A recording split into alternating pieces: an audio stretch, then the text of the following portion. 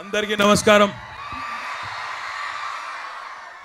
ఏం మాట్లాడినా మల్లారెడ్డి గారు మాట్లాడిన తర్వాత మాట్లాడితే బిర్యానీ తిన్న తర్వాత పప్పన్నం తిన్నట్టు ఉంటుంది.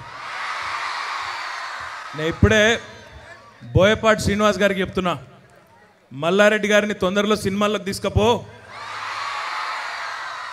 సినిమా ఇండస్ట్రీకి మంచి ఒక బ్రహ్మాండ, అది కాదు హీరోనా లేక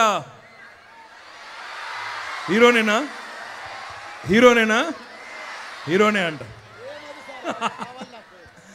మొత్తానికి నేను రెండోసారి మల్లారెడ్డి గారి ప్రసంగం వినడం. మొట్టమొదటిసారి మొన్న మనోహర్ పారికర్ గారు మన డిఫెన్స్ మినిస్టర్ గారు వచ్చినాడు, అక్కడ కూడా అందరినీ ఉర్రూతలూగించి అక్కడ కూడా డిఫెన్స్ మినిస్టర్ గారితో సహా అందరినీ కూడా ఆకట్టుకునే విధంగా ఆ రోజు మాట్లాడడం జరిగింది.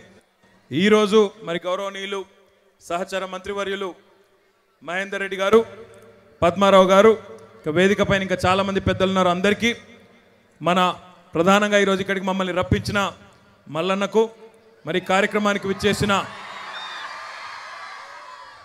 3 గంటలు ఆలస్యమైన చాలా ఓపికగా ఇప్పటిదాకా అందరి ప్రసంగాలు ఆసక్తిగా విన్నట్టుగా నటిస్తున్న మీ అందరికీ కూడా పేరు పేరున బోయపాటి శ్రీనివాస్ గారి సినిమాల కంటే మంచి నటులు మీ దగ్గరే ఉన్నారు ఇక్కడ అందరూ. నైస్. కానీ మల్లారెడ్డి గారు చెప్పిన దానిలో 2 విషయాలు ఉన్నాయి. ఒకటి, హైటెక్ సిటీ వరకు మాత్రమే అభివృద్ధిని పరిమితం చేయకుండా ఈ ప్రాంతానికి కూడా తీసుకురండి, ఇక్కడ కూడా వేలాది మంది పిల్లలు అన్నారు, తప్పకుండా ఆ కార్యక్రమాన్ని చేస్తామని చెప్పి కూడా మీకు తెలియజేస్తా ఉన్నాను. బలవంతుడు బలహీనుణ్ణి భయపెట్టి బతకడం ఆనవాయితీ.